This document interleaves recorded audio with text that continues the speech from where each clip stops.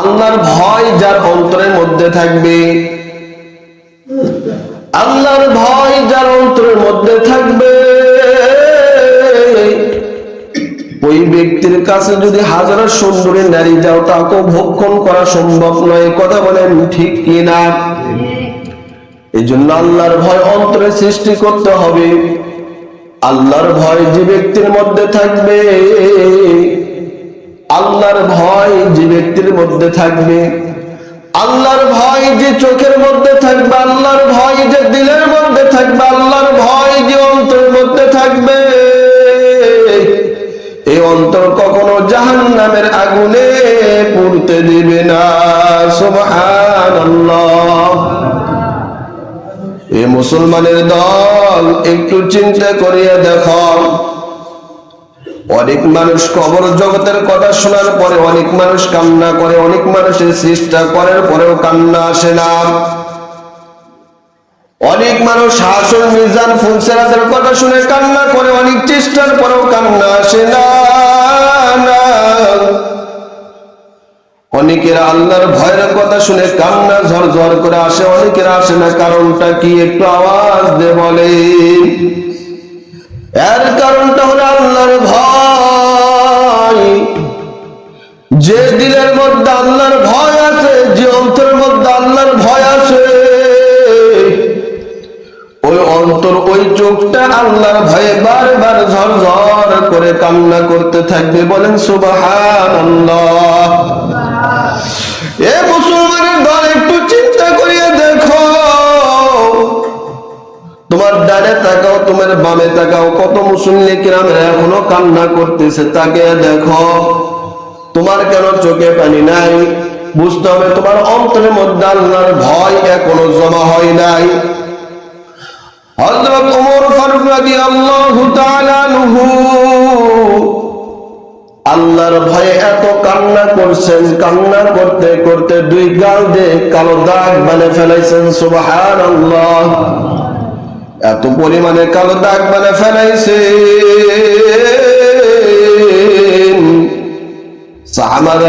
সাহাবায়ে কিরামেরা জিজ্ঞাসা করছেন, ওমর আপনার চোখের নিচ দিয়ে কালো দাগ পড়িয়া গেছে,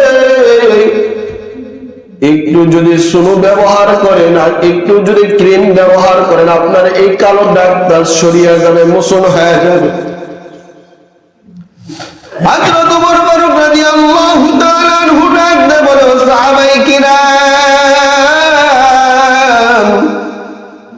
আমি ওমরের দুই চোখের নিচ দিয়ে কালো দাগ পড়ে গেছে, আমি যদি এখন ক্রিম মোচন করিয়া মিশিয়ে দিই, কিয়ামতের আদালতের ময়দানে আল্লাহ রাব্বুল আলামিন ওমরকে ডাক দিয়ে যদি বলে, ওমর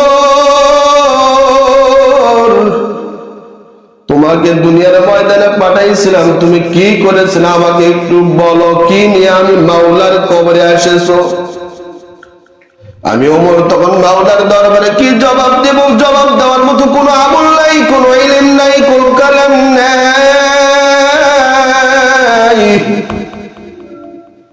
আমি তখন ওমর ডাক দিয়ে বলবো, সাহাবায়ে কিরাম, আমি মাওলা তোমার দরবারে কিছুই নিয়ে আসতে পারি নাই। আমি ওমর তোমার দরবারে তোমার ভয়ে, জাহান্নামের ভয়ে, কবর জগতের ভয়ে কান্না করতে করতে করতে করতে গাল দিয়ে দুই কালো দাগ মেরে ফেলাইছি। আল্লাহ, এই কালো দাগটা লইয়া আমি ওমর তোমার মাওলার কবরে এসেছি। সুবহানাল্লাহ। এ মুসলমানের দল একটু তাকিয়ে দেখ, তোর বামে তাকা, ডানে তাকা, কত মুসল্লি কিরাম কান্দে, ওই হাজী সাহেব কান্না করে। কারণটা কি রে বাবা? এটা আল্লাহর ভয়। আল্লাহর ভয় যখন অন্তরে সৃষ্টি হবে, তোমার গুনার কাজে গেলেও আল্লাহর ভয় বাধা দিবে। কথা বলেন ঠিক কিনা? আরে মাওলার ভয় অন্তরে জমাও, মাওলার ভয় অন্তরে জমাও। মাওলার ভয় যদি অন্তরে জমাইতে পারো, গুনাহের কাজ করতে গেলে তোমার অন্তর বাধা দেবে না, গুনাহের কাজ করা যাবে না।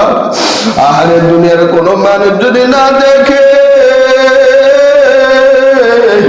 দুনিয়ার কোন মানুষ যদি না দেখে, রাতের অন্ধকারে আমি গুনাহ করতেছি, ঝাউ জঙ্গলের মধ্যে গুনাহ করে ফেলাইতেছি। আরে আমার সাইডে দুইটা ফেরেশতা আছে, এই দুইটা ফেরেশতা নেকি আর গুনাহ লিখতে আছে। আরে শুধু তাই নয়, আমার মাওলা তো আমার গুনাহ করা দেখতেছে। কথা বলেন ঠিক কিনা? এই জন্য আব্বা জানেরা, আপনাদের পায়ে ধরে বলতে চাই, জুমার নামাজের দিন একটু আগে আসার জন্য চেষ্টা করবেন। আল্লাহ রাব্বুল আলামিন বলেন, কোন ব্যক্তি যদি জুমার নামাজের দিন আগে ভাগে গোসল দিয়ে মসজিদে আগে যায়, আমি আল্লাহ রাব্বুল আলামিন তার আমলনামে উঠে সওয়াব দান করিয়ে দেই। সুবহানাল্লাহ, সুবহানাল্লাহ। আর এই জুমার দিন এমন একটা ফজিলতের দিন, কোন বান্দা আগে যায় যদি কান্না করে 2 ফুটের চোখের পানি ফালাইয়া দেয়, রব্বে কারীম ডাক দে বলেন, ও ফেরেশতারা দেখ, আমার বান্দা জুমার দিন চোখের পানি ফালাইয়া মাফ চাই। সারাটা সপ্তাহ গুনাহ করতে করতে অন্তরের মধ্যে কালো দাগ পড়িয়া গেছে, অন্তরের মধ্যে গুনাহের দাগ পড়িয়া গেছে, জাহান্নামের আগুনের দাগ পড়িয়া গেছে। রে ফেরেশতা, আমার বান্দাকে আমি মাফ না করে দেওয়া পর্যন্ত আমার বান্দাকে মসজিদ থেকে ফিরাইয়া দিব।